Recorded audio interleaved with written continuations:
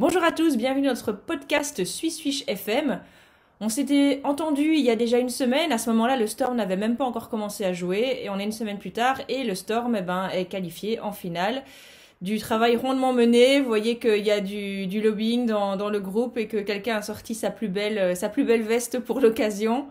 Mais évidemment, on reste tout à fait partial. Vraiment, on est connu pour ça.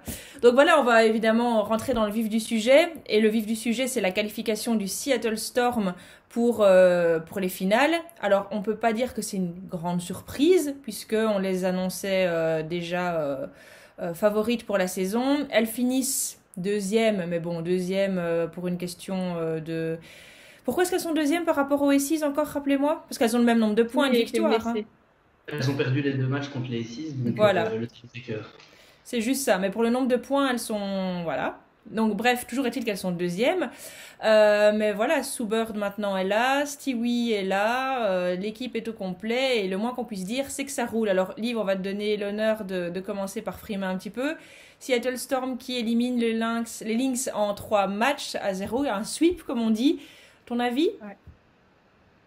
Très heureuse. J'en espérais pas tant, même si c'était c'était un peu le scénario rêvé. Après, c'est vrai que comme les Lynx ont eu une capacité assez folle à déjouer nos pronostics cette saison, je me disais que tout était possible et qu'il fallait pas partir trop confiant non plus. Mais l'équipe a super bien joué, bien réagi. On a vu que dans chaque match, il y a une joueuse qui a su prendre l'équipe sur son dos et mener tout le monde jusqu'à la victoire. Dans le match 2, ça a plutôt été Jewel Lloyd quand Stewie avait un peu de mal avec son adresse. Hier, on a vu Stewie énorme avec 31 points, 7 rebonds. Dans le premier, c'est Alicia Clark qui fait le panier de la victoire dans un rebond offensif assez terrible. On dirait une mêlée de rugby. On ne sait pas comment elle ressort de là et qu'elle arrive à les mettre, mais elle les met. Donc oui, c'est vrai que tu as raison, on ne peut pas dire que ça a été tout le temps la même joueuse, ce qui conforte un peu ce qu'on pense depuis le départ du Storm, à savoir que le Storm c'est un collectif avant tout. Voilà. Et on peut aussi parler du retour de Sue Bird quand même. Un beau retour avec 16 points hier. 16 points hier et 7 rebonds, je trouve qu'encore une fois, elle nous prouve que dans les grands matchs, elle sait répondre présente, même si on ne la voit pas pendant de nombreux matchs sur la régulière avant. Ouais, et je pense qu'en petit aparté, on s'était dit quelque chose hier entre nous, c'est qu'on n'était pas prêt pour la retraite de Sue Bird. Et je pense que vous serez nombreux à nous écouter, à être d'accord qu'en fait personne n'est prêt pour la retraite de Sue Bird. On sent que la suite est belle, hein. Jordan Canada, ça va être terrible, etc. Mais enfin, Sue Bird, c'est Sue Bird. Ce sera pas pour tout de suite, je pense. En plus, elle arrête pas de dire qu'elle veut découvrir la nouvelle salle de Seattle. Et donc avec un peu de chance, si le Covid nous laisse tranquille, on aura au moins une saison de Sue Bird encore plus. Et si en plus on a un peu la chance d'avoir ce que tout le monde vit quand on travaille dans le bâtiment, des retards de travaux, imaginons que ça la ramène encore une saison après. Flo, c'est toi qui fais le suivi du chantier de la Key Arena, je pense, hein? Si seulement. Non, il n'y aurait pas de retard avec moi, tu penses bien. Mais... ouais. Non, mais c'est vrai que Sue Bird, en plus, on l'a pas vu jouer de la saison passée. Cette saison-ci, il y a quand même pas mal de matchs qu'elle a raté, et puis arrivent les playoffs qui est quand même son moment, parce qu'il faut quand même regarder les stats de Sue Bird en playoff, et plus que ses stats, je veux dire ses bilans, quoi. La capacité à gagner, à faire gagner son équipe en playoff, c'est une légende, et les légendes c'est en playoff qu'elles vivent. La régulière c'est bien beau, mais elle ne sert qu'à amener au playoff, et encore hier Sue Bird, c'est vrai que ça fait plaisir de la voir, et tu te dis mais elle n'a pas 40 ans, quoi, c'est pas possible. Après elle a un jeu qui fonctionne pas sur le côté athlétique, mais c'est encore hier, elle est juste tout le temps dans tout ce qu'elle fait, quoi. L'expérience qu'elle a, c'est incroyable. Puis il y a le charisme, tu sens la bonne humeur qu'elle a, elle sourit tout le temps, elle remotive pendant les temps morts. Elle coach. Elle coach, ouais. On présente plus la leader que c'est, hein. Ça c'est... Et techniquement, ça reste, même si tu as raison de le dire, elle va pas jouer 35 minutes par match. Au niveau athlétique, c'est forcément moins fort qu'avant. Mais alors techniquement, c'est toujours au niveau shoot-pass, ça reste d'une propreté incroyable. Mais Swincash a écrit un petit tweet super sympa hier soir, justement, à ce propos. Elle a écrit j'ai tressé Sue Bird, genre, je pense que c'est de l'époque, non, peut-être l'époque où elles étaient au Storm toutes les deux. Pas Yukon, elles n'étaient pas en même temps. Hein. Elles étaient en même temps? Elles étaient en même temps. Elles ont gagné un Donc peu elle a plus dit j'ai tressé Sue Bird et je peux vous promettre et garantir qu'elle n'a pas Dieu derrière la tête. Mais par contre, cette meuf a une vision de jeu, quoi. Mais j'aimais bien parce que vraiment, Ouais. tu te demandes comment elle voit les angles de passe et comment. Il y a déjà les voir et après il y a réussir à avoir la précision pour envoyer la passe là. C'est vraiment du grand art. T'allais dire quelque chose, Liv? Oui, c'est que Flo, tu dis que c'est peut-être pas la plus athlétique sur un terrain, mais en fait, c'est vrai qu'elle dit souvent que ça n'a jamais été le cas, donc elle a toujours dû s'adapter autrement. Et son jeu, ça n'a jamais reposé sur une vitesse énorme ou des actions très percutantes, mais c'est au moins l'avantage, elle arrive à perdurer dans le temps, quoi. Ce sont les joueuses qui vieillissent le mieux. Ils arrivent à la planquer en défense en plus. Au final, ça défend tellement bien dans l'équipe et collectivement qu'ils arrivent à ce qu'on voit pas trop qu'elle souffre en défense. Comme par exemple, alors c'est pour la comparaison avec Torazi, j'ai trouvé qu'on voyait plus Torazi être attaqué par les arrières adverses. Là, Sue Bird, ça va, elle souffre pas trop, je trouve, sur les phases où elle est sur le terrain. Elle fait le minimum et ça suffit. L'équipe compense largement son âge avancé. C'est vrai qu'elle est mieux entourée, mais c'est bien de le souligner aussi parce qu'on a beaucoup parlé de la défense du Sun qui se voit beaucoup parce que c'est une défense qui est fort en énergie aussi avec Alyssa Thomas qui crève l'écran à ce niveau-là, qui est vraiment comme un chien enragé sur tous les ballons. Et la défense du Storm, elle est peut-être plus tactique et plus intelligente. Le terme n'est pas bien choisi parce que la défense du Sun est très intelligente aussi.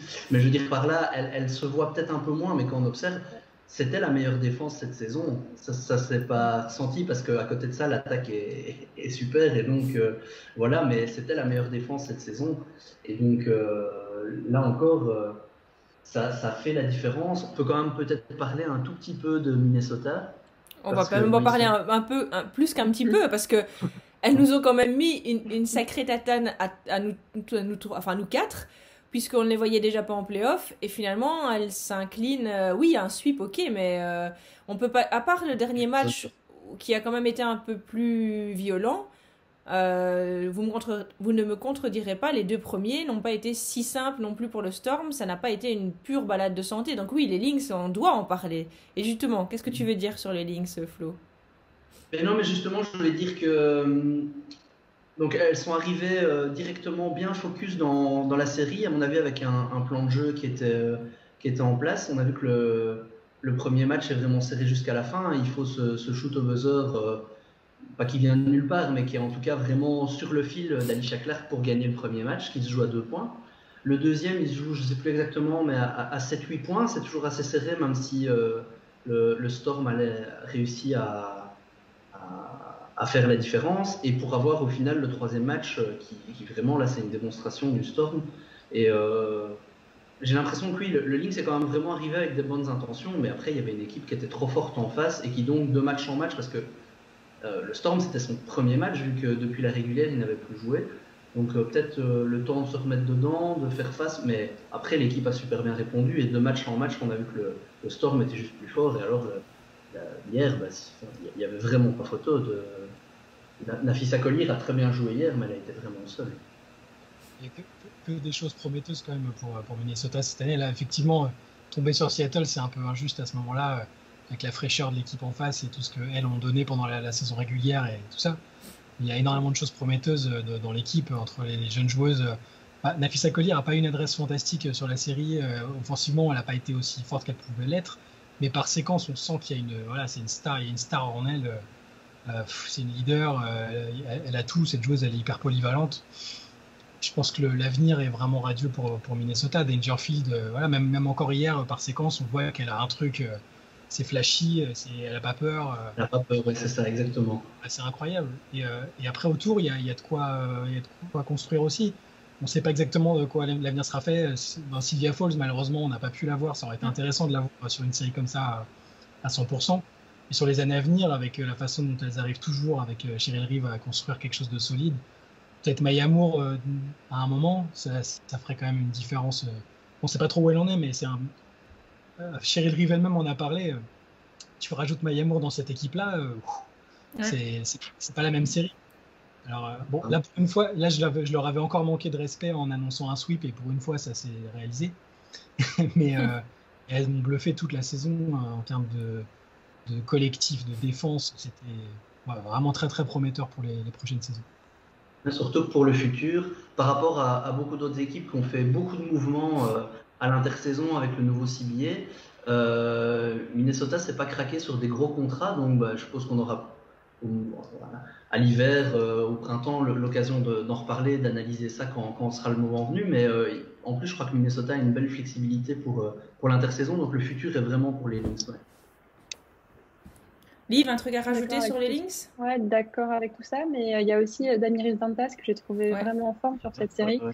Hier notamment, elle finit avec 16 points et je trouve que elle, Nafissa et Crystal, c'était vraiment les trois qui étaient le plus dans le match. Donc il me semble qu'elle a été re-signée par les Lynx et donc ce sera un atout pour le futur également. Il y en a qui s'endorment. Sims est bien revenu. Sims aussi.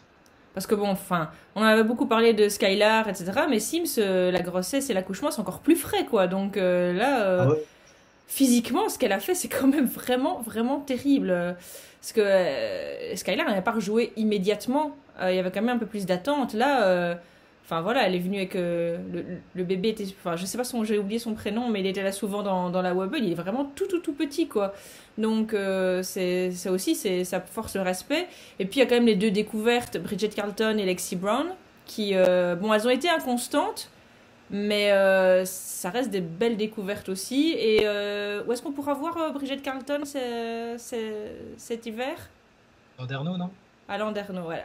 Donc d'ailleurs, petite au passage, si vous êtes intéressé par le fait de savoir où jouent les joueuses de WNBA cet hiver, Mona nous a réalisé donc pour Swish une liste qu'on met à jour en temps réel avec toutes les joueuses de toutes les équipes et à chaque fois où elles sont, si elles jouent donc d'abord le club, le pays et si elles sont qualifiées en Eurocup et Euroleague.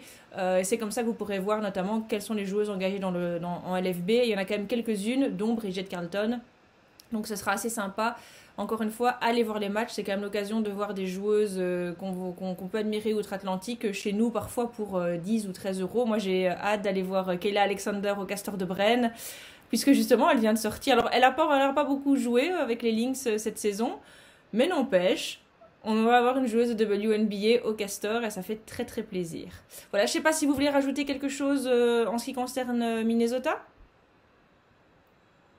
Non? Tout a été dit. Juste un grand coup de chapeau à Cheryl Reeve. Franchement, je pense qu'elle est plus à sa près. Je pense que la distinction de la Ligue lui suffira, mais elle a aussi les honneurs de la team Swish très très clairement.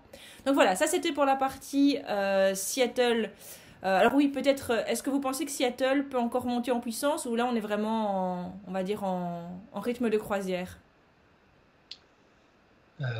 C'est compliqué. J'ai l'impression qu'elles ont encore un palier qu'elles peuvent franchir si l'opposition est vraiment plus compliquée qu'avec Minnesota. Et quand on voit l'autre série dont on va parler, où c'est très intense et toutes les deux équipes vont laisser des plumes, et ont déjà laissé des plumes, c'est difficile d'imaginer Seattle vraiment en difficulté, alors que et je les vois bien avoir encore un palier en réserve. C'est jamais bon d'annoncer qu'une équipe va gagner, que c'est trop facile, que c'est entendu d'avance, mais là, déjà en saison régulière, quand elles étaient à leur top, on se demandait qui pourrait les arrêter, parce que quand elles jouaient vraiment à fond, c'était effrayant. Là, moi, personnellement, je suis un peu dans cette optique-là, même là, sur le match d'hier, tu vois Brianna Stewart qui décide d'accélérer, et c'est mortel, quoi. On ne peut pas faire grand-chose. Donc j'ai l'impression qu'elles ont encore un palier qu'elles peuvent franchir si ça devient difficile.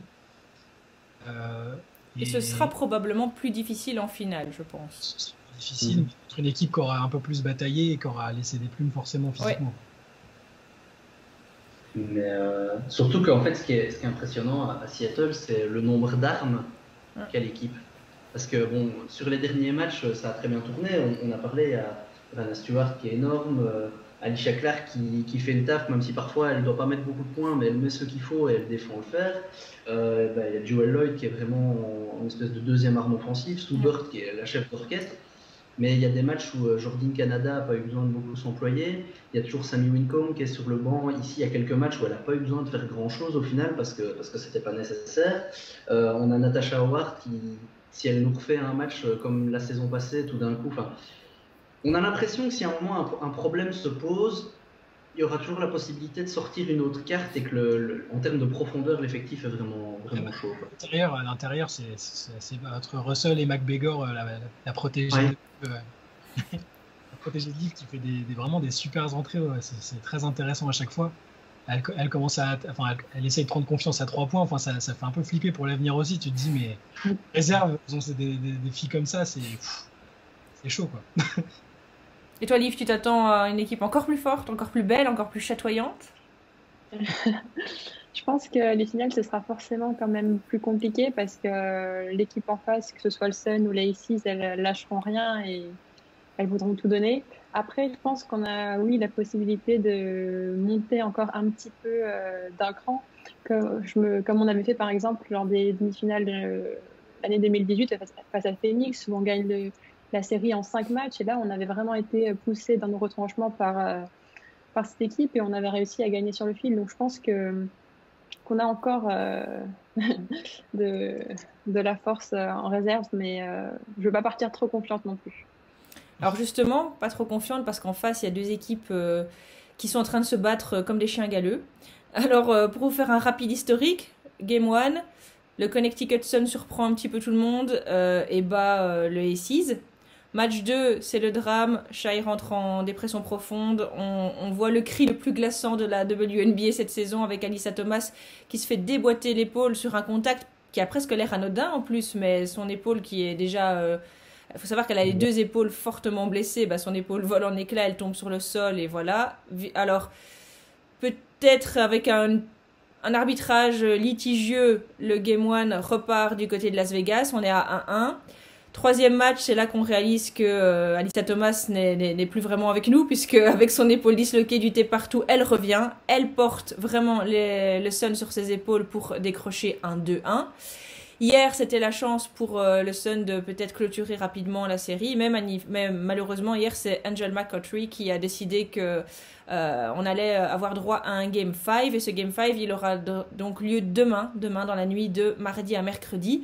Et donc, c'est un match décisif. La série est à 2-2.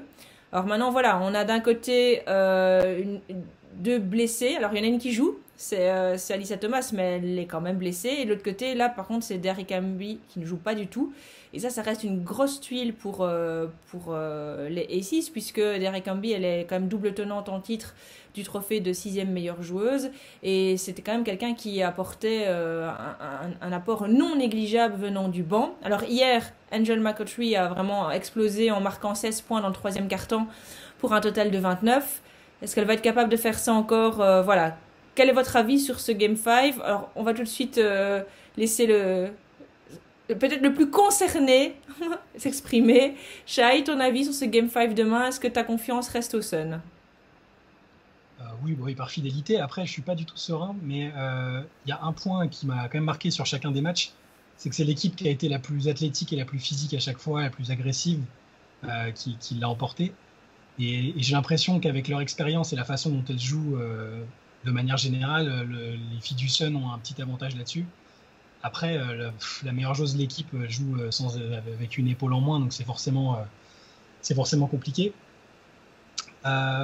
J'ai du mal à prononcer. Je suis vraiment pas hyper confiant.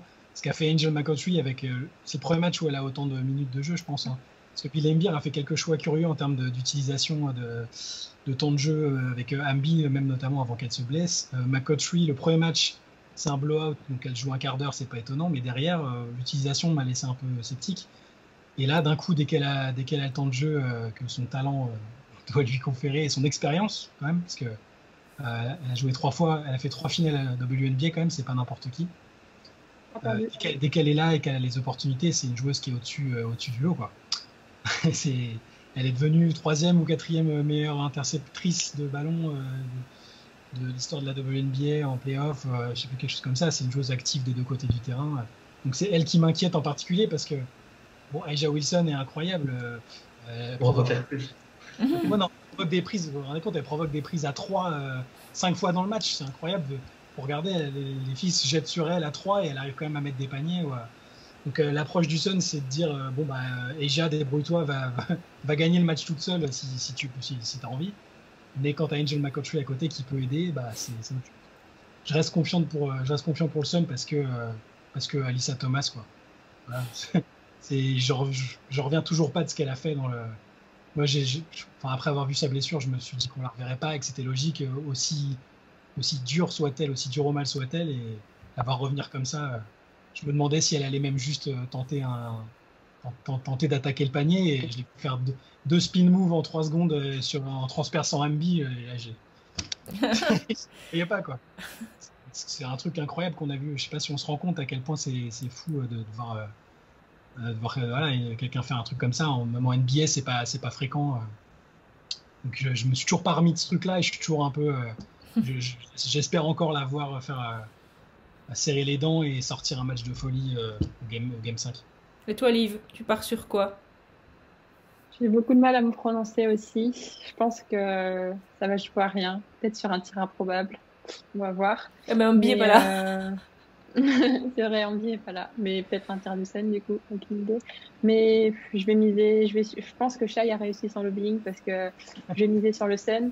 Je me dis qu'elles étaient en finale l'année dernière et qu'elles ont une revanche à aller chercher malgré tout.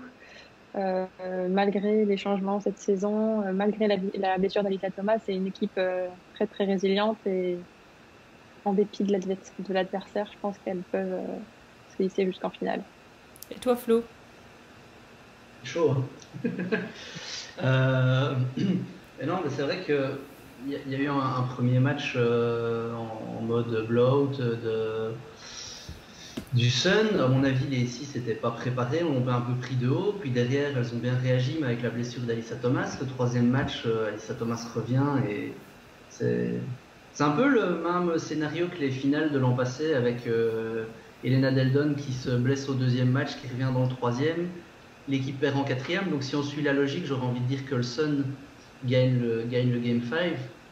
Est-ce que Angel McCoughtry pourra refaire ça une deuxième fois? Parce qu'avant qu'elle prenne feu dans le troisième quart, c'était très accroché comme match. Le Sun avait même un point d'avance à la mi-temps.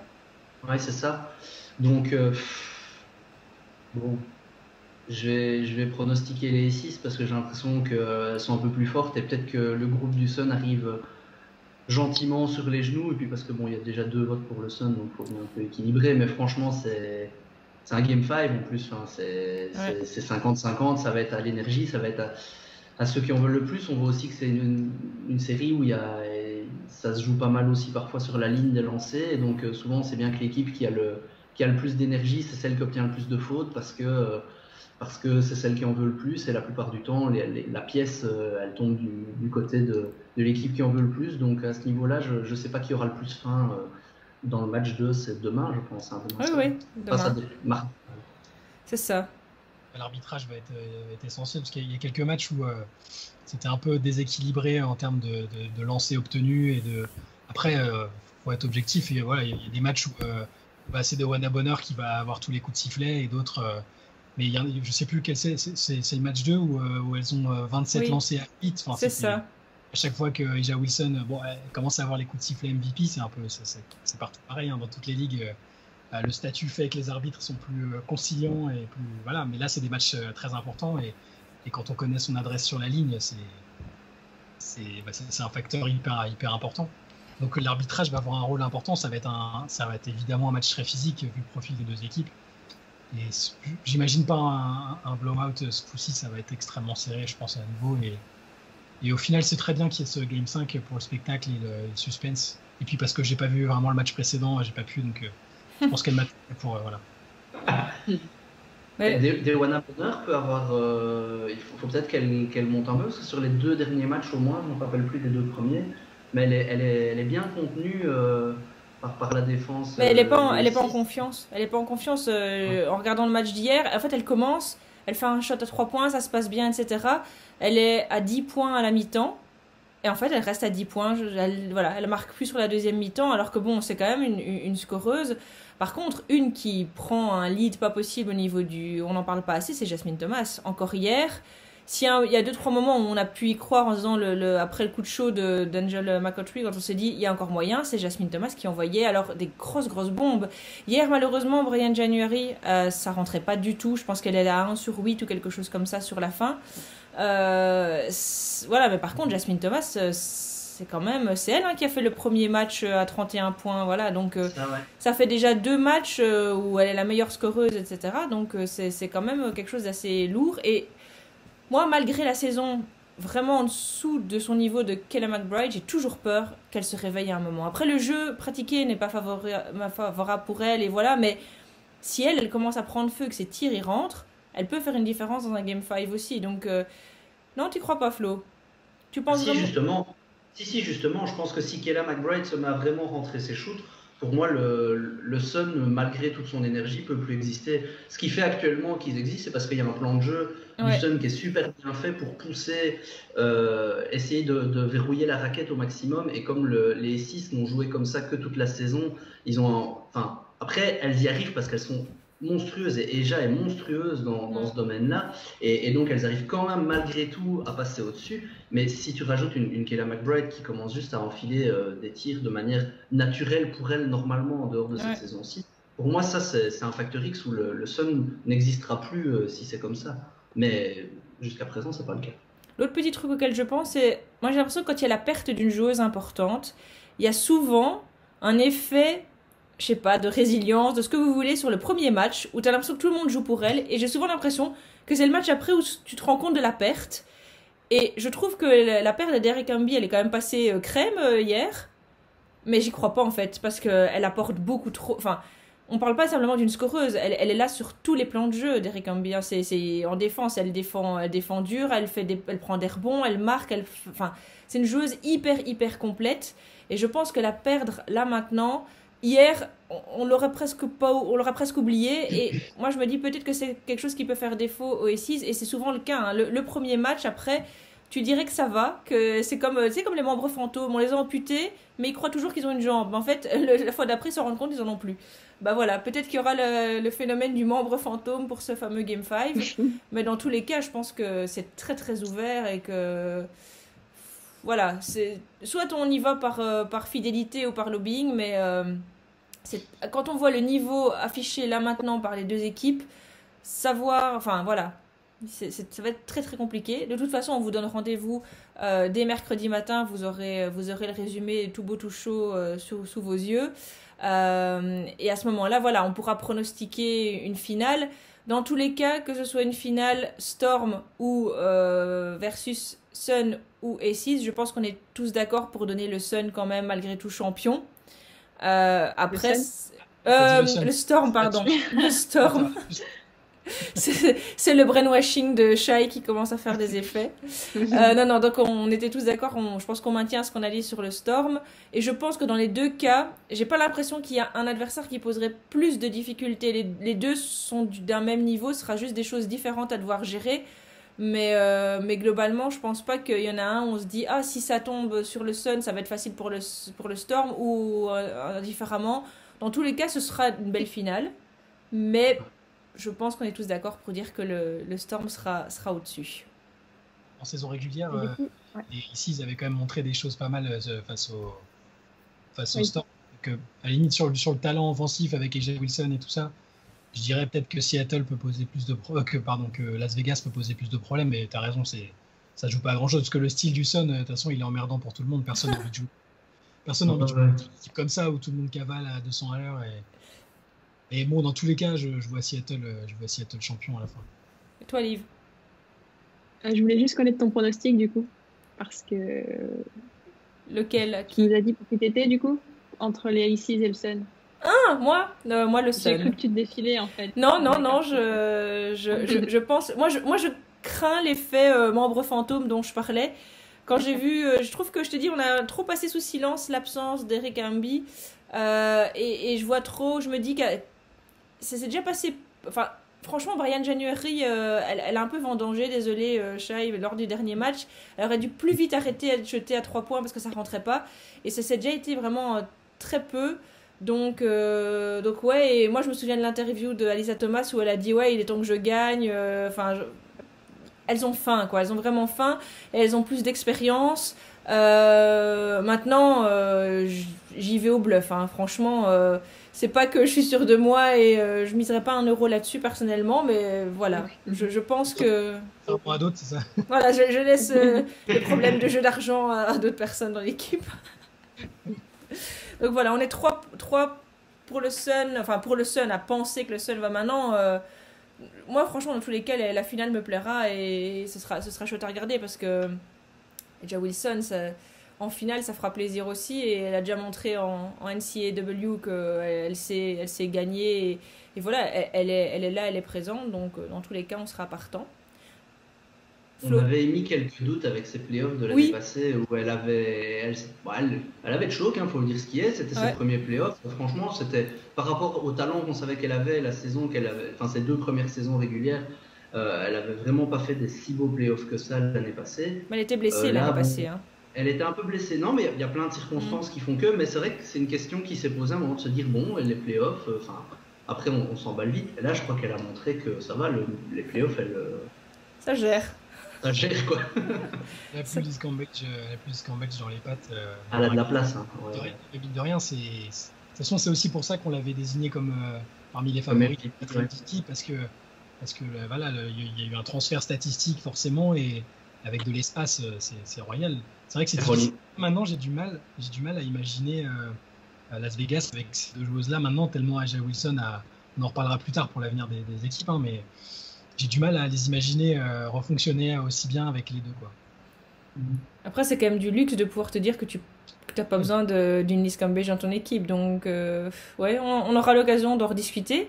Maintenant, on va déjà conclure. Ce sera un petit podcast, mais on a quand même encore on est un petit peu sous la pédale avec les fameux trophées individuels, puisqu'il y en a encore 2 nouveaux qui sont tombés et qui n'arrangent pas trop l'équipe de Swiss. Alors, le premier, c'est la Most Improved Player, donc la meilleure progression de l'année. Et elle est allée du côté d'Atlanta chez... Aidez-moi pour son nom. Betnaija Laney. Et nous, on espérait, je me permets de parler en nous, en Flo, qu'elle aille chez Maïcha Ainsalen. Ça s'est joué, je pense, à peu de choses près, mais de toute façon, Shai nous avait déjà fait tout le justificatif de pourquoi ça ne pouvait pas être Maïcha. Donc peut-être rapidement, si tu sais nous réexpliquer pourquoi, selon toi, c'est un bon choix. C'était un bon choix, mais c'était vraiment strictement sur la définition que moi j'avais, et peut-être que du coup les votants ont eu aussi. C'était que Maïcha Ainsalen avait pas, pour ainsi dire, pas de temps de jeu l'année dernière, et donc pas l'opportunité de se montrer. Donc elle était peut-être déjà à ce niveau-là. Et là, en termes de progression, Betnaija Laney jouait à Indiana la saison dernière. Et c'est pas du tout la même chose qu'on a vu, alors que son temps de jeu était relativement similaire, même si elle a progressé. Et elle a progressé en attaque de façon exceptionnelle, alors qu'elle était considérée plutôt comme une joueuse défensive, une spécialiste défensive. Et là, c'est devenu une joueuse d'élite en attaque sur la saison. Bon, Atlanta, c'est une équipe de bas de tableau, mais elle a fait offensivement une saison énorme. Et donc, elle a plus progressé, d'où la définition que moi j'en ai. J'ai vu une vraie progression entre l'année dernière et cette saison. Maïcha, effectivement, forcément, il y a une progression parce qu'elle ne jouait pas, en fait. Mais pour moi, ce n'était pas le trophée. Oui, mais oui. Mais donc, pour ça, c'est la différence entre l'éclosion et la progression. Moi, ce n'est pas le trophée de la joueuse qui a profité d'une opportunité pour... C'est une joueuse qui était à un niveau donné et qui a... Tu vois, Flo, quand c'est difficile de me concentrer. Il est comme ça. Voilà, mais c'est un critère personnel. Et Maïcha l'aurait gagné, j'aurais dit, bien sûr, il n'y a aucun souci avec ça. Elle a fait une saison, pour moi, elle a fait une meilleure saison de basket que Betnaija Laney. Mais elle a moins progressé et donc elle est moins dans le critère du MIP. Voilà. Flo, tu as quelque chose à répondre? Mais en fait, oui, c'est-à-dire que quand on regarde les matchs, pas de cette année-ci, de l'année passée des Washington Mystics, elle jouait quand même 7 minutes par match. Donc elle jouait pas du tout. Et quand on la voyait jouer, ce qu'on voyait, c'était une joueuse qui mettait que 2 points sur ces 7 minutes et qui avait tendance à un peu foncer dans le tas, à un peu aller s'empaler dans les défenses et qui paraissait très frustre techniquement. Et moi, je sais pas si c'est sa sœur jumelle qu'elle a envoyée cette année-ci, mais alors ok, elle a eu beaucoup plus de minutes et donc fatalement, elle a eu plus d'opportunités, mais si les gens croient qu'il suffit de faire x3 ses minutes pour faire x3 ses stats, moi je leur propose de prendre un ballon et d'aller sur un terrain. Et donc voilà, non, elle est passée de garbage time player à franchise player, tout en ayant des meilleures stats, en ayant plus de temps. C'est indécent, quoi. Et elle est devenue une joueuse technique qui fait des spin moves, alors qu'avant, elle tentait des lay-ups à se faire contrer par les secondes unités adverses. Donc, ouais, mais non, mais après, bon, enfin, je veux dire, ça me Le fait mec un qui peu se mal, raisonne. voilà. Non, mais ça va. Ça va. Non, je peux pas dire que Beth Naija ne mérite pas son trophée. Je dis juste qu'elle aurait fait une très belle deuxième. Ça s'est pas joué à beaucoup sur les votes. Non, c'est hyper serré en plus. Voilà, il y a quelqu'un qui a voté pour Angel McCoughtry, alors j'ai pas compris. Tout le monde a voté pour Beth Naija ou Maïcha. Est-ce que tu as vu la ligne de stats de McCoughtry l'année passée? Parce qu'elle a joué l'année passée. Elle a joué 10 secondes, je pense. Alors lui, et donc, pour le coup, c'est quelqu'un qui a pris la définition sur le plan encore plus strict que moi. Elle est passée de 0 à... Voilà, mais... Ça... Bref, dans tous les cas, oui, c'est pas du vol non plus. Après, c'est un peu d'une sensibilité de chacun. L'autre trophée qui a été volé à Alicia Clark du Storm. Du moins, c'est ce qu'on a lu parfois sur le réseau. Maintenant, Candace Parker donc, a gagné le trophée de meilleure défenseuse de l'année. Et elle a effectivement fait une magnifique saison. Oui, il n'y a pas non plus de vol. Maintenant, c'est vrai que... je pense que ça a été un peu plus surprenant, mais je pense qu'on a aussi voulu récompenser une saison vraiment très costaud de la part de Candace Parker. On ne peut pas lui donner le MVP quand même, mais la laisser repartir sans rien, c'était un petit peu compliqué. Et effectivement, je pense que c'est surtout au niveau de sa ligne de rebond où elle a vraiment explosé cette saison par rapport aux autres statistiques. 3 secondes, je vais te dire ça. Vas-y, Mais voilà, donc je pense qu'Alicia Clark l'aurait mérité sans doute. De là à dire que c'est du vol de Candace Parker, n'allons pas trop loin. Liv, ça va, tu acceptes? J'accepte, car il le faut bien. Non, je rigole, mais je suis d'accord. Je vais pas dire que Candace a volé ce trophée, surtout parce que Hugo de WNBA France m'en voudrait beaucoup. Et sérieusement, parce qu'il faut respecter la star quand même. Mais après, ce qui est dommage, c'est que Alicia Clark a toujours fait ce travail de l'ombre un petit peu, que ce soit cette saison ou les saisons précédentes. Et cette année, on a vu qu'il y a eu une sorte de campagne à la fois de la part du Storm, de la part de ses coéquipières et même d'autres joueuses pour la mettre en avant. On se souvient de Taurasi qui disait que c'était une véritable garde du corps. Enfin, voilà, il y a beaucoup de monde qui a reconnu son talent et c'est dommage parce que c'était peut-être l'année ou jamais, à moins qu'elle fasse encore mieux et avec des stats plus impressionnantes. Est-ce que ça s'est pas joué au nombre de... C'était quoi son temps de jeu à Alicia Clark cette saison? Parce que je me demande si elle n'était pas autour de 23 ou 24, quelque chose comme ça. J'ai l'impression que ça a joué... 28,8 minutes Alicia Clark. Bon, 28, c'est bien déjà. Ouais, parce que je pense pas que Candace Parker ait joué beaucoup plus. Donc, Non, Candace Parker, elle est à 30 minutes tout pile. Ouais, non, c'est pas ça. Là, pour le coup, effectivement, le nom a sans doute joué. Après, j'ai pas le détail des votes. Je sais pas si ouais. Candace Parker, c'est la meilleure rebondeuse de la saison et meilleure rebondeuse défensive de la saison. Et au contre, elle est dans le top 10. Voilà. Donc je crois que c'est ça aussi qui a joué. Je sais pas, je trouve qu'il y a un peu effectivement le nom, un peu certaines stats ronflantes, quelques actions aussi, hein, on l'a vu mettre quelques bâches assez grosses, ça marque peut-être plus, alors que la défense d'Alicia Clark, c'est plus une défense qui se voit pas dans les stats en fait. Tu vas juste le remarquer si tu vas regarder certaines stats avancées, des baisses de pourcentage de ses adversaires directs, tout ce genre de choses, mais tu ne le vois pas et donc c'est un peu plus compliqué à voir. Maintenant, oui, on peut pas dire que c'est pas un scandale pour Candace Parker. Moi, je l'aurais peut-être plus vu dans une defensive team que vraiment defensive player of the year. C'est pas volé. Hein. Non, c'est pas volé, mais c'est frustrant parce que ça a souvent été le cas en NBA aussi. Et c'est pareil, il y a un débat entre est-ce que c'est la personne qui fait les stats les plus ronflantes ou alors la personne qui défend le mieux sur le périmètre sur le joueur ou la joueuse. Et là, voilà, c'est encore handicapant pour une joueuse comme Alicia Clark. Quand tu regardes les matchs et que tu t'attardes un petit peu sur la défense, tu peux pas ne pas voir ce que fait Alicia Clark, la façon dont elle suit ses joueuses et la façon dont elle dissuade. c'est exceptionnel. Là, ma définition personnelle de la défense, c'est ça, parce que bon, les rebonds défensifs, c'est super, il faut être bien placé, c'est un métier aussi. Hein. Les contres aussi, mais ça fait pas tout. Ça ne veut pas dire que c'était la meilleure défenseur sur la saison. Moi, je votais Alicia Clark aussi, et c'est pas un scandale Candace Parker du tout, mais Alicia Clark aurait mérité. Alors, la All Rookie Team, je peux pas m'empêcher de rebondir, Shai, en te demandant d'abord la photo de qui as-tu derrière toi, là-bas. Oh, mais on dirait bien quelqu'un qui fait partie de la All Rookie Team. Puisque, voilà, notre parigot tête de veau, il a la photo de Julie Allemand dans son bureau. Et donc, Julie Allemand qui accompagne... Alors, je vais le faire de mémoire, donc espérons que je ne me trompe pas. Donc, dans la All Rookie Team, il y avait donc évidemment la Rookie de l'année, Crystal Dangerfield. Elle était accompagnée de Jasmine Jones du Liberty.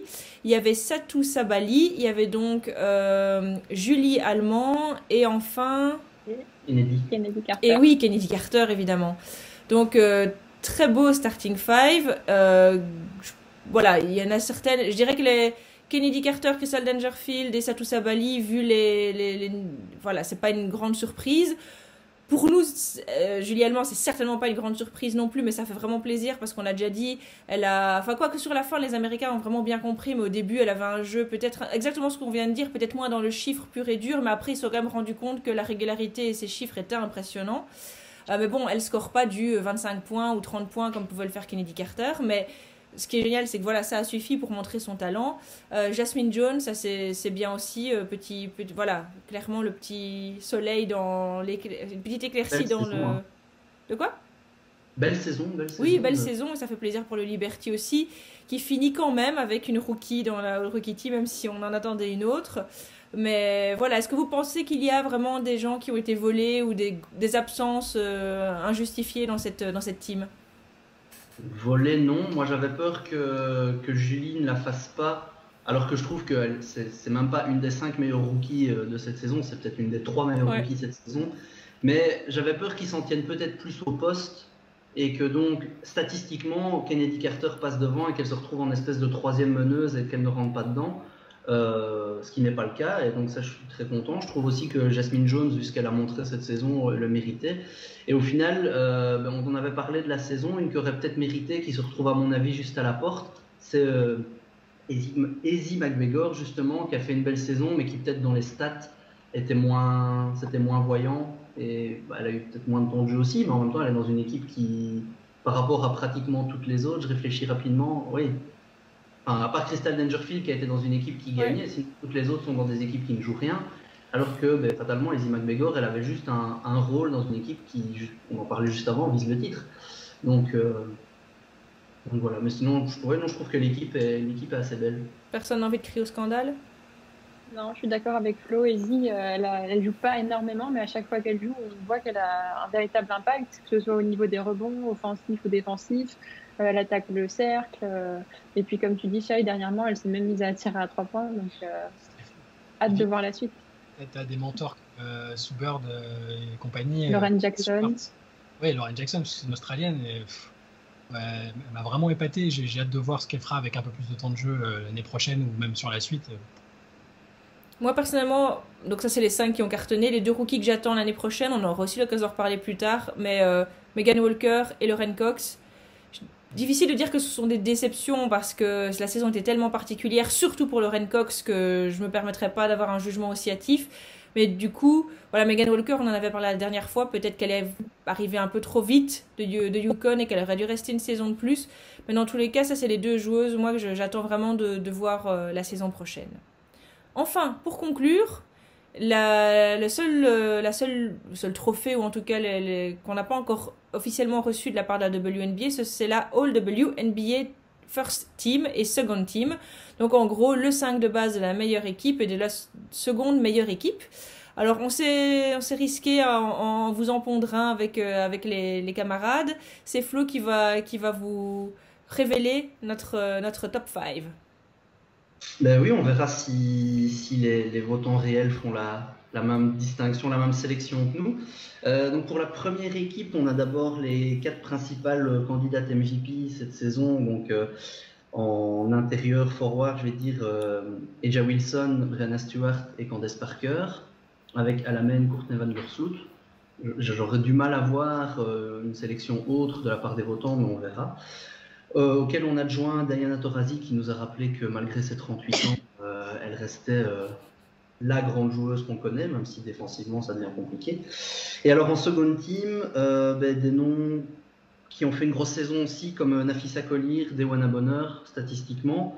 Jewel Lloyd, parce que bon, le Storm a quand même sans doute mérité d'avoir 2 joueuses mentionnées, et elle est vraiment comme deuxième grosse option offensive cette saison. Arike Ogunbowale, qui, bon, même si elle n'a pas fait les playoffs, elle est meilleure marqueuse cette saison, si je pense, c'est ça. Et puis on a vu la clutchitude qu'elle avait. Et pour terminer, en intérieur, avec Maïcha Ensalen, pour quand même pointer la grosse saison qu'elle a fait avec les Mystics. Voilà, je pense qu'on était tous d'accord. Sue Bird a été mentionné pour l'histoire, mais bon, pas assez de matchs à son actif. Quelles autres joueuses ont été mentionnées? On a parlé de... Angel McCaskey, elle n'a pas joué assez de minutes sans doute. Alyssa Thomas, qu'on a mentionné aussi, qui a vraiment bien fini la saison, mais qui a peut-être mis un peu plus de temps à se lancer. Donc voilà, je pense que ça se joue entre ces joueuses-là, probablement. J'essaye de vite voir s'il y en a d'autres, comme ça, de tête. Mais... Il y a juste une interrogation sur moi, ça ne m'étonnerait pas que Jewel Lloyd soit dans la first team. C'est pas impossible, à mon avis, elle aura des votes parce que les votants vont vouloir que Seattle soit récompensé. Taurasi, elle a ses partisans et ses détracteurs, et ils vont dire oui, bon, elle a mis tant de points, mais c'était pas fantastique. Phoenix, ça n'a pas fait une saison énorme. Je pense que là, les votants vont quand même la mettre dans la first team, mais Jewel Lloyd mérite une reconnaissance. Donc, mais il faut qu'il y ait quelqu'un à Phoenix, et a priori, ce serait Diana Taurasi, j'aurais tendance à dire. Oui. Oui, je vois difficilement. Tu peux pas mettre Sophie Cunningham, quoi. Pardon. Juste à cause de son short. Ouais. Arrêtez de mettre des shorts de volley, s'il vous plaît. Voilà. Et ben sur ce, je pense qu'on a tout dit. Le prochain rendez-vous, comme on vous l'a dit, c'est dans la nuit de demain à mercredi pour voir le Game 5 entre le Connecticut Sun et les Las Vegas Aces. Et ensuite, on sera parti pour les Finals. On se retrouvera la semaine prochaine pour faire un petit point sur les Finals. Et si le Storm fait bien les choses, peut-être que ce sera sans doute le dernier podcast de l'année, si elles sont encore en mode express. Merci Liv, merci Flo, merci Shai. Et on vous dit à la semaine prochaine. À bientôt. Salut, salut.